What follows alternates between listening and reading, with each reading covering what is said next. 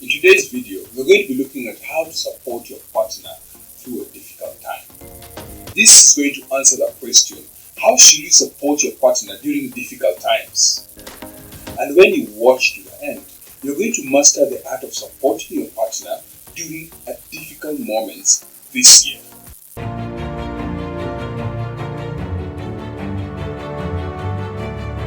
My name is Stephen, and in this channel I provide wisdom applicable to progress in any area of your life. Whether you watch this channel for advice of your love life, or whether you're here because you like the way of thinking in general that you get from this channel, you're going to be able to apply this to anything that you want to achieve this year. You may reach me and join me in supporting this show through www.patreon.com/realwisdom and be a VIP member.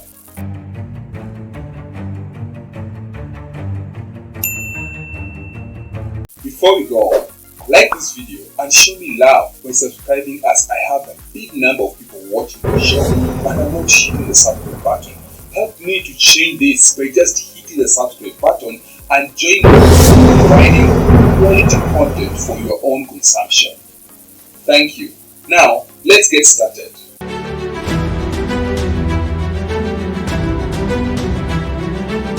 It can often be harder seeing your partner go through difficult times than experiencing it ourselves. With difficult times come strong emotions. We can feel happiness in the face of these emotions and not know what to say or do that will help. There is a magic sentence that you can use, as this will lovingly deepen your connections and support to your partner. But the reality is, besides both of you, your partner and yourself can trigger into various fight, flight, freeze, or front responses.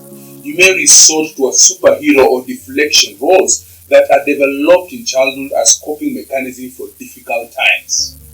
You have already discovered these strategies may be less than helpful now if you try to apply them to your partner.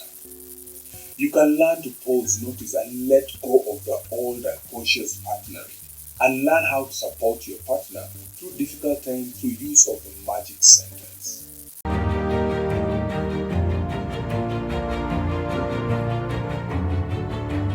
In this video, we're going to be looking at the following aspects. Number 1, how to support your partner through a difficult time. And number 2, reconnecting through difficult times. The third thing, noticing your superheroes. Number 4, stay connected and loving through difficult time. Number 5, application of the unique wisdom that I've shared here. And finally, the thoughts as regards supporting your partner. So, how do you support your partner through a difficult time? Are you interested in letting go of the old roles and learning new paradigm for support? Support that listens intently and naturally compassionate and empowers can bring you both closer through it all. Difficult times can be accepted and be part of life. Everyone experiences them. It can become some or our greatest opportunity for growth and expansion in the relationship. Number 1, difficult times in a relationship. For your partner or even yourself, difficult times may be occasioned by daily occurrences. They can range from one tip-off at the checkpoint to the pass of the supermarket, or an ongoing toxic environment at your workplace, where we all consuming grief of death of a loved one. It may be an ongoing struggle with a physical or a mental health, or an existent crisis where you question the meaning of life. Whatever the scope and the size of the difficulty, remember it is totally valid to your partner. Secondly, is having a perfect world. Imagine your partner sitting down with you after dinner and saying something like this. Have you noticed that I've been having a hard time with my parents? I've been triggered in various ways and it's becoming severe that I have arranged to see a therapist about the underlying issues. I need to take time out and process all this, and I need to talk it through with you. Are you interested in hearing how I would love to be supported by you as I work through this?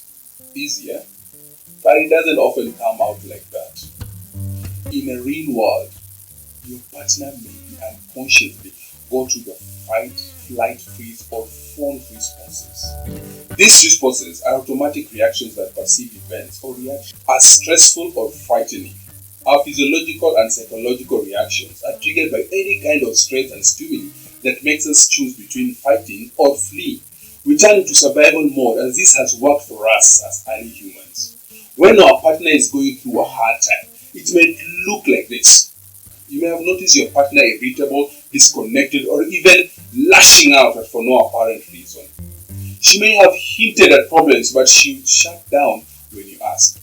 He may have become irrational and overly fearful.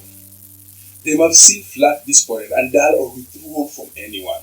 These are the only options available to a person who has not taught the skills acceptance, handle, and regulate difficult emotions that accompany stressful, frightening times. Simply having compassion and awareness of this is your first step. However, it doesn't mean that you have to tolerate the projected anger or take to their fear of despondency. So, how does reconnecting through difficult times work?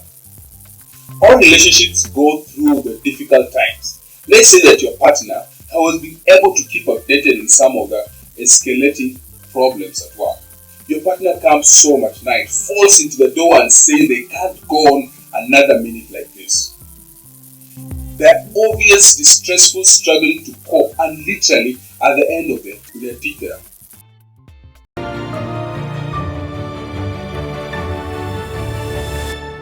Number 1, pause and assess yourself. Your initial reaction may be to ask what's happening. You may ask the wrong thing, so it's best to take a while and process things. Talk to your partner and lead him or her to a coach. Instead of immediately jumping into actions, take a moment and slow things down without any judgment. First, notice what is happening to yourself. It's your partner's journey and your partner's lesson, but you ask yourself first, are you triggered? The purpose is not to unconsciously go into a fight or flight response. This way you can give the best comfort that your partner needs at the moment and ask yourself these questions. 1. Do you get angry at your partner or the situation? 2. Is there a twinge of the helplessness in you? Then do you suddenly have the urge to disappear into the other things that you have to do? Then do you shut down and go blank? And is there a feeling of overwhelming in you as well? Are you reconciling in some way, especially if they are crying? Secondly, notice the automatic coping mechanisms.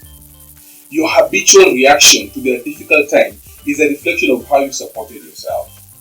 As a child, you may have been swamped by overwhelming emotions that were too big to feel and with no one to help you process them. These feelings may have been the response to major or minor traumas of toxic environment in your household. But not to worry, you will have to ingeniously create wonderful protective behaviors that allow you to keep avoiding these overwhelming emotions and give you the sense of control over the situation. There may have been coping mechanisms that have been taught by the family or clear ones that you have come up with them yourself. The list goes on, but some of these coping mechanisms can be anger, blacking out, blaming, humor, pretending nothing happened, or overly active thinking mind, and becoming invisible or over-pleasing. It is as if you have the little kid unconsciously created a suit of armor as your very best attempt of protecting and supporting yourself. You become your own superhero that even blanking out and disappearing are superheroes to the little child that is you. You will keep resorting to these clever strategies for yourself and others as long as they are working. The question is, are they working right now?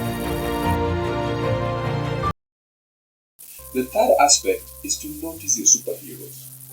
You're still not giving support and you're still noticing and assessing yourself. The time will come for you to use your actual skill, but not just yet. You're working towards the magic sentence, remember.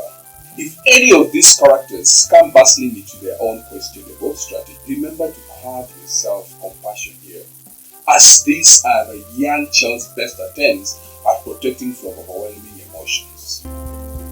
On being the fixer, you immediately give the advice and tell them that what they should do or you jump in to take over, lining up all the ducts of your attempt to smooth the way. Then being the ostrich, deep down you don't want to engage in the situation. You start to feel numb and space out. Your facial expression will reflect this as you mentally and emotionally leave the room and disappear somewhere else. Then, being the deflector, you crack jokes and try to change the subject and get them to think of something else. It is probably okay if you save this for powerful minor incidents, but not for the big stuff. Then there is pressure. You may have been told that to lead you to believe that crime is for kids. This may have triggered you to try anything to suppress your partner's feelings, just as your family or origin did. You are trying to shift the discomfort at the same time. Then the annoyed one, you might say things like, "Man up, don't feel like this. I can't deal with this right now," as these were the words that you had when you were young. And the emotional surrogate, especially if you are highly empathetic and sensitive, you may have taken to their emotions. You know this is happening if they end up feeling just fine after your conversation and you end up feeling drained. Go ahead and resort to any of all those if they are helping your partner. After all, they feel like your superpower and not something that you want to give up.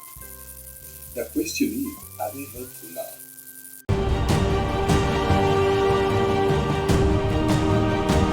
How do you stay connected and loving through difficult times? Just as you have learned to cope with life circumstances in the past, you can learn healthier ways of coping with things right now.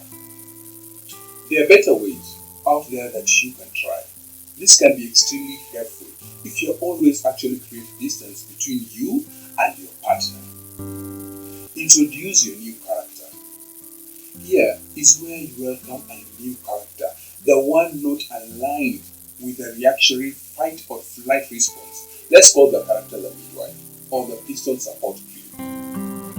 In Lay's sales book, An Ordinary Day, Father Stephen Singh describes the types of supportive role as their companion.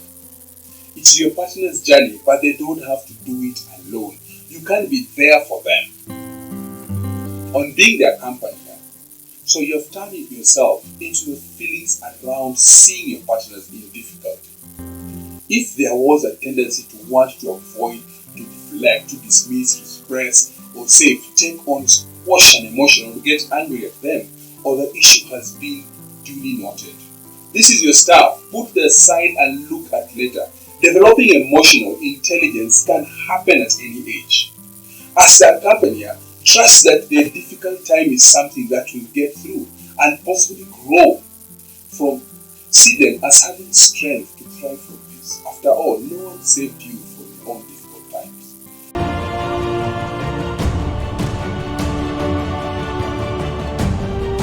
The third aspect is the magic sentence. Okay, go now. You can see the magic sentence. Honey, I can see this is tough for you. What do you need from me right now? Yes, this may be a revelation to you, but you can actually ask your partner what they need, not jumping in, fixing and suggesting, unless they have asked for this. The application of this, if your partner has said they just need you to listen, then you get to be the midwife. You get to arrange the pillows, pass the tissues, grab the blanket and hold their hand. It's often called holding the space. Literally, opening up the space around this difficult emotion and becoming a container that holds it. You can't do the contractions for them, but they can hold on. It's a powerful thing to accept without judgment, interruption, and trying to fix everything. Once the emotion has cleared, they will have a new perspective of things. At this point, you can certainly ask if they like help with brainstorming solutions. Your clear thinking, rational step-by-step person can shine here as part of the dynamic collaborative duo. But your action plan is not only to answer and likely to be matched in elegance by your partner. You can normalize seeking help from a therapist if they are still stuck. Getting physiological help is a big deal. It's just as necessary as going to a doctor for physical ailments. It's a sign of inner strength. You may have even find it helpful to go along as a couple. So what are the tips for supporting your partner through difficult times? Pause and assess yourself. You can offer help more clearly if you're self-aware. Notice your automatic coping mechanism.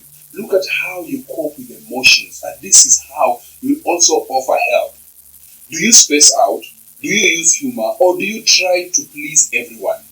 Next, notice your superheroes. With this coping mechanism, we develop personal superhero within ourselves to protect and to save us from emotional situations.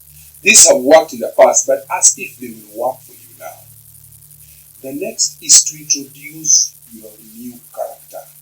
Once you learn about your own coping mechanism and how they are not working with your current situation with your spouse, it is time to wear the new cape. Then the magic sentence. Once the time is right, you can start asking the magic sentence. What can I do for you? And what do you need from me? Instead of trying to take the wheel, you'll ask what they need. Finally, with self-awareness and willingness by both partners to look at all patterns that are no longer working, there is the potential for difficult times to be one of the greatest teachers in a relationship. Rather than creating contraction and distancing, they can eventually bring an individual healing and empowerment along with more openness and closeness between you. Loving someone through hard times is not an easy task, but the patience and the effort will get you through it. We have looked at how to support your partner in difficult times, and this has enabled you to get the wisdom to keep winning in your relationship. This is not all that you need to know, as you need to watch the video. How do you identify your core needs in a relationship and be a success in your relationship? Until next time, have a good one and see you in the next one.